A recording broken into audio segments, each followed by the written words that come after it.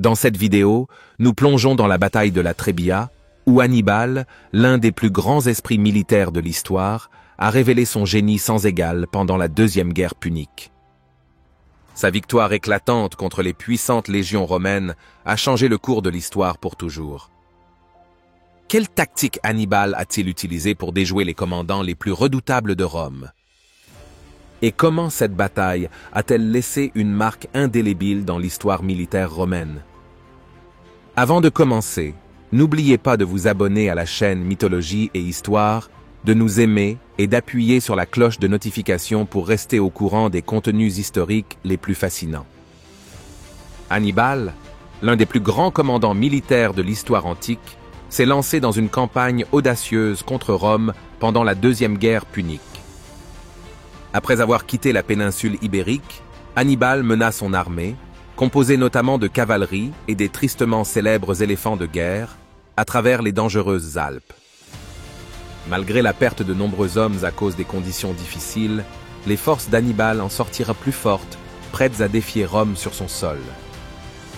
La République romaine, confiante dans sa suprématie militaire, sous-estima l'audace d'Hannibal. L'objectif stratégique d'Hannibal était simple: semer la peur au cœur de Rome et prouver que l'armée carthaginoise était une force avec laquelle il fallait compter. Sa décision d'affronter Tiberius Sempronius Longus près de la rivière Trebia n'était pas une coïncidence. La planification méticuleuse d'Hannibal était déjà évidente, car il avait reconnu l'empressement du consul romain à se battre. L'emplacement lui permettrait d'utiliser le terrain de la rivière à son avantage, et la bataille à venir serait un test crucial de son leadership et de son génie tactique. Pendant ce temps, les légions romaines, fières et redoutables, se préparaient à affronter les Carthaginois. L'armée romaine antique, connue pour sa discipline, était convaincue que l'invasion d'Hannibal pourrait être facilement repoussée. Cependant, Hannibal avait quelque chose de bien plus dévastateur en tête. Il était prêt à libérer son génie lors de la bataille de la Trebia en 218 avant Jésus-Christ, une bataille qui resterait dans l'histoire comme l'une des plus grandes démonstrations de guerre tactique de la Rome antique. Le génie d'Hannibal lors de la Deuxième Guerre punique est devenu évident lorsqu'il a magistralement attiré Tiberius Sempronius Longus et ses forces romaines dans un piège.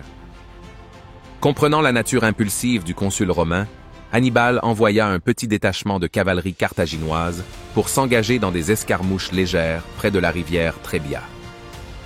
La vue des Carthaginois en retraite cadrait parfaitement avec l'état d'esprit agressif de Sempronius Longus, qui y vit une opportunité de frapper ceux qu'il croyait être une force ennemie affaiblie. Les troupes d'Hannibal, stratégiquement positionnées, étaient bien reposées et préparées. L'armée romaine fut cependant rapidement entraînée dans une poursuite qui la conduisit droit vers les eaux glacées de la rivière Trebia. À leur insu, c'était exactement là qu'Hannibal voulait que la bataille ait lieu. Le timing et les conditions ont été soigneusement choisis. Alors que les Romains pataugeaient dans la rivière glacée, ils étaient déjà désavantagés, froids et fatigués. Hannibal, observant de loin, savait que le moment approchait où la bataille commencerait vraiment et où son plan se déroulerait.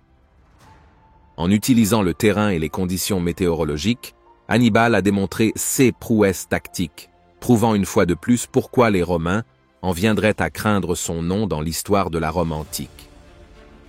La scène était prête pour l'une des plus grandes embuscades des guerres puniques, alors qu'Hannibal se préparait à déclencher le piège, révélant ainsi son génie sans égal.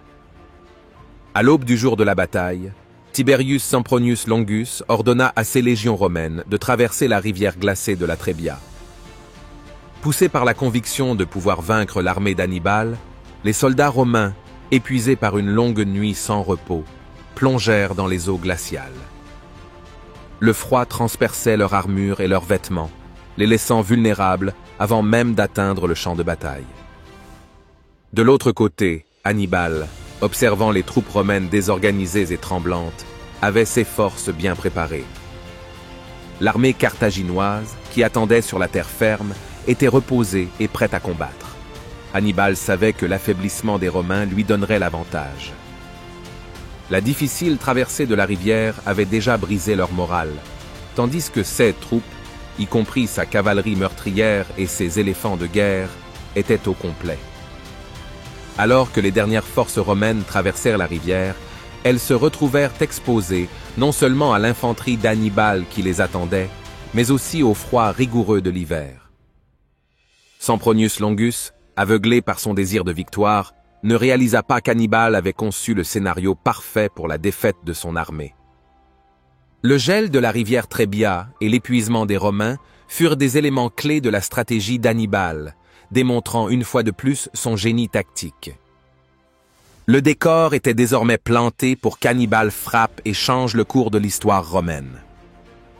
La tactique d'Hannibal ne consistait pas seulement en la force brute, mais en une exploitation calculée des faiblesses de Rome. Sachant cela, quelle a été, selon vous, la plus grande force d'Hannibal lors de la bataille de la Trebia? Son utilisation du terrain, sa guerre psychologique ou sa supériorité en cavalerie? Faites-nous part de vos réflexions dans les commentaires ci-dessous. Alors que les légions romaines épuisées s'efforçaient de se réorganiser après avoir traversé la rivière glaciale Trebia, Hannibal était prêt à tendre son piège. Caché dans les marais le long du champ de bataille, un contingent de troupes carthaginoises dirigé par le frère d'Hannibal, Magon, se tenait en embuscade.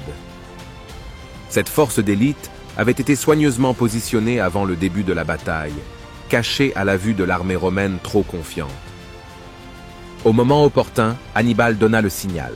Les troupes de Magon surgirent de leur position cachée, prenant les Romains complètement au dépourvu.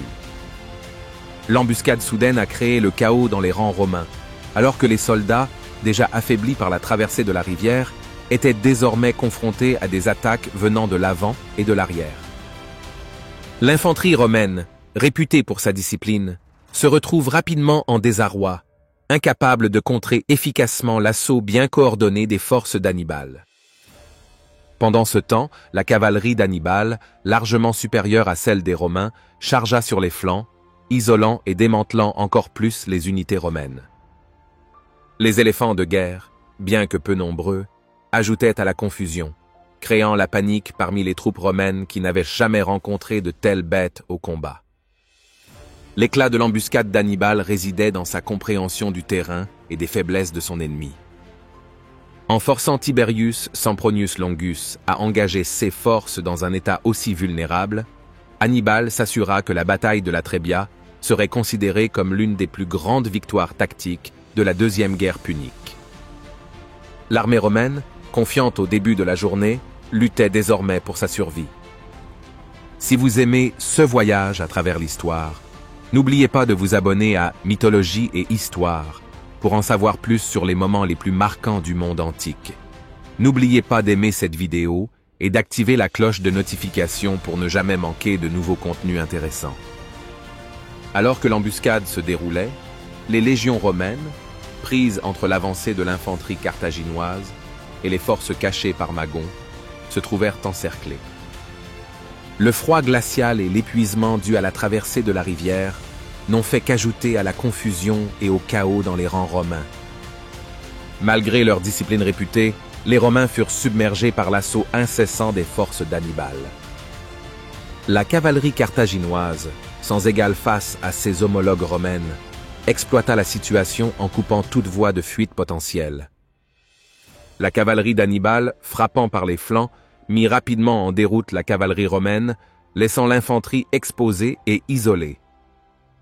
Pendant ce temps, les éléphants de guerre, bien que réduits en nombre par la longue marche, chargèrent à travers les lignes romaines désorganisées, brisant encore davantage leur défense. Tiberius Sempronius Longus, qui avait été si désireux de s'engager dans la bataille, vit alors son armée s'effondrer sous ses yeux. Incapables de se regrouper ou de lancer une contre-attaque efficace, les Romains commencèrent à battre en retraite dans une tentative désespérée de survie. À la fin de la journée, l'armée romaine avait subi une défaite catastrophique. Des milliers de soldats romains sont morts et beaucoup d'autres ont été capturés ou dispersés. Hannibal avait non seulement déjoué les plans des Romains, mais il avait également porté un coup psychologique écrasant à Rome elle-même. Sa victoire décisive à Trebia restera dans l'histoire romaine comme l'une des défaites les plus humiliantes de la Deuxième Guerre punique, mettant en valeur le génie militaire d'Hannibal et changeant le cours du conflit. Compte tenu de la défaite écrasante, pensez-vous que les légions romaines auraient pu renverser la situation avec un leadership différent? Qu'aurait pu faire différemment Tiberius Sempronius Longus pour éviter le piège d'Hannibal? Partagez votre opinion ci-dessous. Les conséquences de la bataille de la Trebia ont laissé Rome sous le choc. La victoire écrasante d'Hannibal a démontré la vulnérabilité des légions romaines et l'éclat de sa tactique. La défaite de Tiberius Sempronius Longus face à Hannibal marqua la première perte majeure pour Rome lors de la Deuxième Guerre punique, et elle envoya un message clair à la République romaine. Hannibal ne devait pas être sous-estimé. Alors que la nouvelle de la défaite se répandait, le Sénat romain s'efforçait de se regrouper. La bataille de la Trebia a révélé des faiblesses critiques dans le leadership romain et un excès de confiance. L'héritage d'Hannibal a été solidifié dans cette bataille, mettant en valeur sa maîtrise de la stratégie, du terrain et de la guerre psychologique. Il avait non seulement déjoué les plans des Romains, mais il avait également utilisé à son avantage les rudes conditions hivernales et l'environnement naturel de la rivière Trebia, transformant ces éléments en outils de destruction contre l'armée romaine. Pour Hannibal, cette victoire n'était que le début. Cela a ouvert la voie à de futures confrontations, notamment aux légendaires batailles du lac Trasimène et de Cannes, où il allait continuer à déjouer et à dévaster les forces romaines. Son héritage en tant que l'un des plus grands esprits militaires de l'histoire a été consolidé par ses innovations stratégiques et sa capacité à s'adapter à tous les défis. Dans l'histoire romaine, la bataille de la Trebia reste un moment charnière, non seulement pour son impact immédiat, mais aussi pour son influence durable sur les réformes militaires romaines. Le génie d'Hannibal entre à Rome pendant des années, forçant les Romains à repenser leurs tactiques et leurs stratégies lors des futurs engagements des guerres puniques. Merci d'avoir regardé. On se retrouve pour la prochaine vidéo sur mythologie et histoire.